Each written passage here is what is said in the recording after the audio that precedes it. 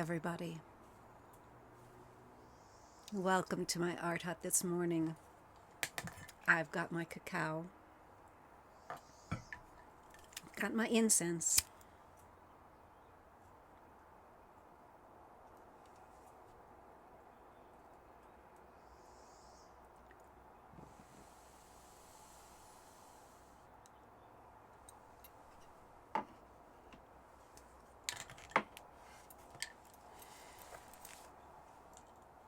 my puppy is my ever-present shadow is here, quiet at the moment.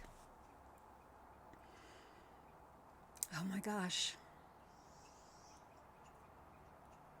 Play. I'm looking right now. This is my word for the year.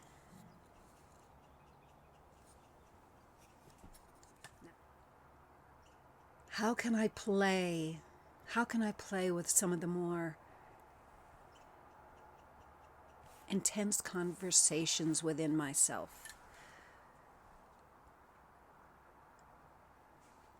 I guess one way is to bring them to this playground, where you and I and our friends are all sitting around just chatting.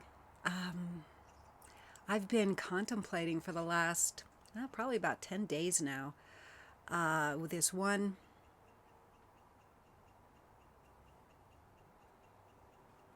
challenge that has come up within me. It started with something I was reading. I have to open my iPad. I have it on here. Something I was reading in the novel I was reading every night. The dog and I go to bed early, and while he's settling down and sometimes being a pain in the ass, sometimes being just right, sometimes just being, I sit and read.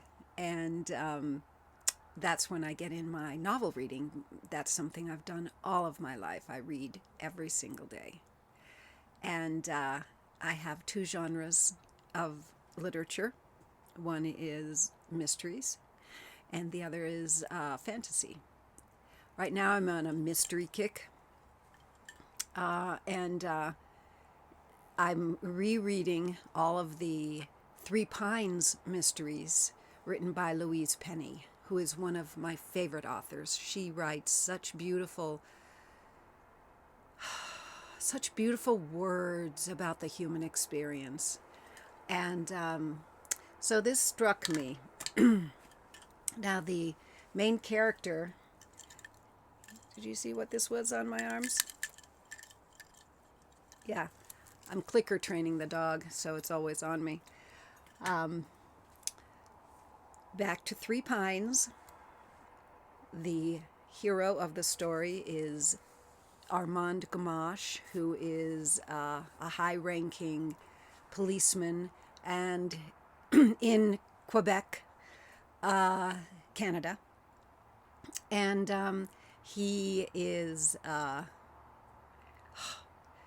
what a man. He's amazing. And because he is high-ranking and his specialty, basically, through the books, he has different jobs, which I'm not going to tell you about if you haven't read them. But he has spent the most time as head of the homicide department. So, it's a mystery. All I really wanted to tell you was a quote from this book in this particular story, The Kingdom of the Blind.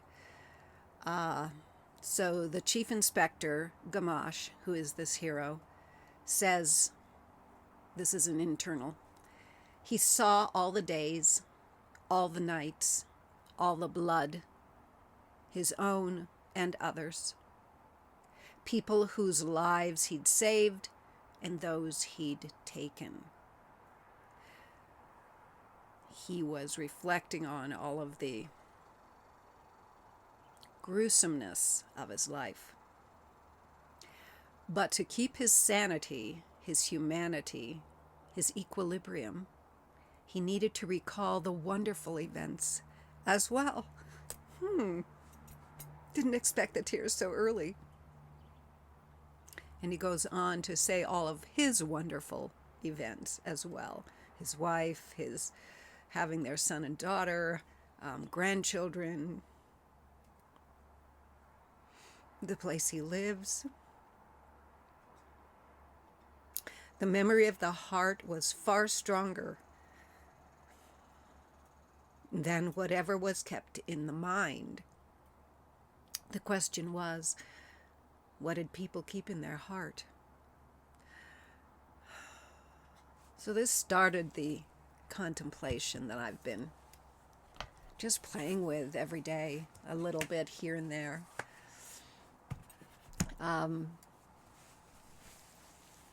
It's interesting when something like this comes up, then all of a sudden, and not always all of a sudden, but if you pay attention, things will come to you that bring in another aspect of this, or bring in another way of looking at it, or something to spark how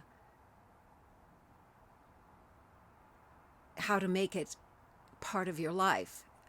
Just it's and of course it's synchronicity, and it's programmed into our existence. When the secret is to be open to it and to recognize it, right? And that's not always the case for us, is it? So after I read that and was really thinking about it for myself, I was listening to Richard Rudd in one of the, I'm in the Pearl Retreat right now, finishing up this month. And we have access to previous retreats. I especially have access because I've been to a previous retreat. So I was re-listening to one of the Zoom calls from that retreat, and it was a Q&A. So they call those dancing with the transmission. I love that.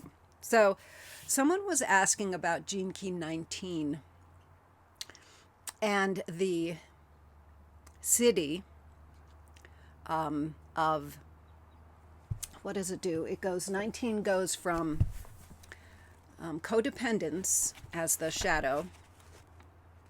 There's 17. 19 goes from codependence as the shadow to sensitivity as the gift to sacrifice as the city. And she was having difficulty with thinking of sacrifice as an exalted state. I don't remember her specific question, but I do remember the gist of Richard's answer. The gist of his answer was, every day we can choose to make small sacrifices. Instead of thinking of some big sacrifice or you being less than because you had to sacrifice yourself, or something like that, he said, what if you thought of your day as a series of choices, of small sacrifices? So you sacrifice an angry word to a coworker. You sacrifice a binge eating for eating something that nourishes your body. You sacrifice getting down on yourself for remembering the things and the gifts that you truly have. Okay? So he changed that perspective of sacrifice for her by just gently bringing in these small sacrifices that you might make each day. So today I went to go read 19 to see if I could come up with some, fancy thing to bring to you here. But I started reading it and I went, no. What's my little genius? The dream arc. So I thought, okay, well, who's in the dream arc? And the city, which is what sacrifice is the Pelican. And I actually, before I ever started the dream arc, that week before I began it 2 years ago, over 2 years ago now, I had a dream about a pelican. And it turns out the pelican is, the vision key for this. So I actually wrote in my art journal about the pelican and illustrated it. And so let me just read what the pelican has to say. Every good deed is a sacrifice. You surrender your sense of selfishness in order to serve the whole. The spiritual power in true sacrifice is awesome because we have to die into our higher selves. Therefore, every time you think that life is giving you a hard time, change your attitude. Give yourself into the experience, heart and soul. Be willing to die for something higher than your small self, and then you'll experience the divine coming down into you.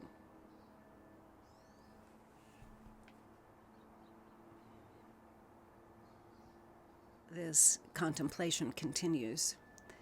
The other day I was walking in the woodland and I was down on myself for whatever reason. I felt like I had a little cloud, a little Eeyore cloud over me. Woe is me. And I don't even remember what it was for. And it doesn't matter that I don't remember what it was for. I just remember holding on to kind of a little bit of anxiety, a little bit of disappointment in myself, maybe, a little bit of something's going wrong in my life, can't figure it out, think I need to figure it out. And if I don't figure it out, what's going to happen? And, just this sort of low-lying, something's not right here. Someone's talking to us. Let me see who that is.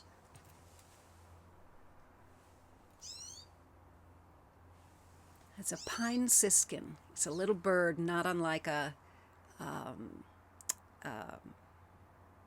goldfinch. That was a lovely little song talking to us.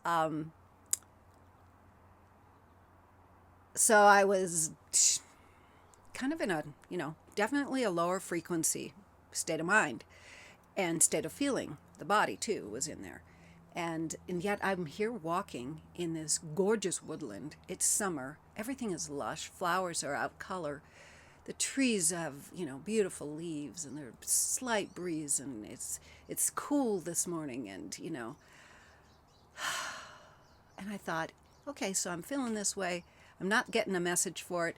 Why don't I do some kind of gratitude practice? Let me see what I appreciate out here to see if I can lift this vibration. I've taking Richard's advice about 19 and sacrificing the lower feeling vibrations for something higher. And I couldn't. And I'm going, why can't I do that? Why can't I say, oh, look at that gorgeous wild rose. They're so beautiful and they're so ephemeral, and why can't I grasp the beauty of that? And what I recognized was at that time, right then, I didn't believe I deserved it. I didn't believe I deserved to see beauty. And I don't know, does that ever happen to you where you feel like you don't even have enough belief in yourself to have belief in something outside of you? So this brought me to this idea of, in a sense, to be able to really have a true gratitude practice and a true belief in the beauty of this world, you have to believe enough in yourself to let that in. And that's one thing I really like about that novel and about that author and that character is his true belief in his own goodness and in his own beauty. And we, especially when you get to my age, have so many parts of ourselves that have sucked, that have done things to other people. You know, there's some wreckage in the past of my life. And who am I to deserve this enormous beauty that this world is bringing to us at all moments? There goes another plane, sorry. Can't stop. I stopped for the last plane. As without, so within. And if I can see this incredible beauty surrounding me, and I'm not just talking about nature, I'm talking about the intricate beauty of all the lives that surround me, of my brother and his wife, my children, my grandchildren, all these incredible beings doing their best to live their lives in this world, just like the tree does, and just like the flowers. They're all being their most beautiful selves, no matter whether they're in their shadows or their gifts. That is so beautiful, because we live here. We live here physically in this world. And it's an enormously beautiful world, and I need to have enough love for myself to allow that in.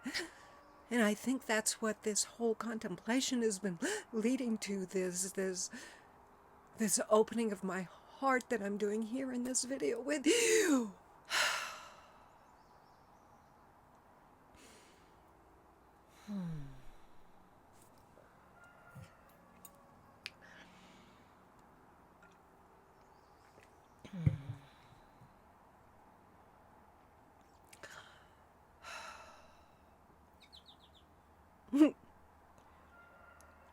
Bringing in a little humor here.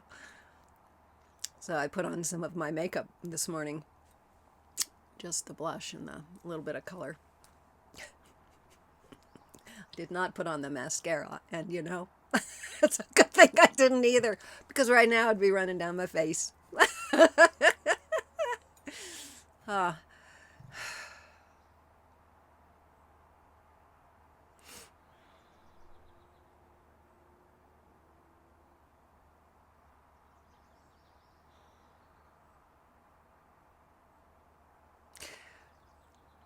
I guess my questions, if I have any questions for you, like, okay, let's say you're sitting at the table with me. You know, I want to first, before I go into that, I want to thank you. If we were sitting at a table, you are the kind of women who would just let me cry and let me be present with my feelings. You wouldn't hop in and go, oh, it's okay, and pat my hand. Because that's not what I need, is it? No, it's not. Thank you. Thank you for not jumping in and patting my hand. I appreciate it a lot. Just witnessing this is what elevates us all, because this invites for you a sense of it's safe to be vulnerable. It's safe to have a moment where you can't accept the beauty, because we're all just human. And I am so, I'm at the end of this journey with Haley, and in the Golden Path journey with Haley. I'm not done journeying with Haley at all. But this Golden Path, and there's so many things that have changed in my outer life.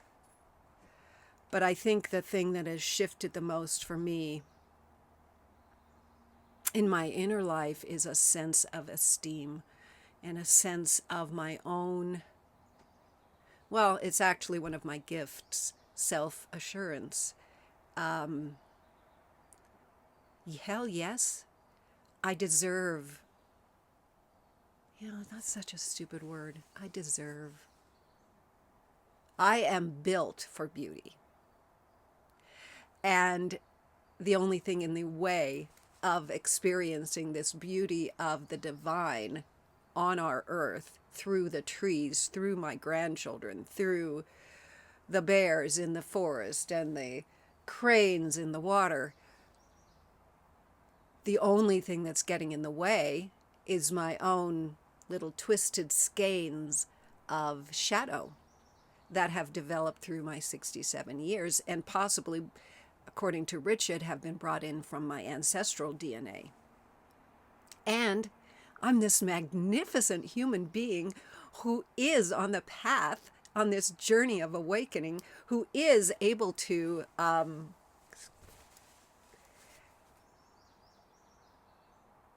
make that choice, to allow that those twisted skeins of negativity and a lower frequency and shadows, corruption, superficiality, exhaustion, weakness, force, all of those,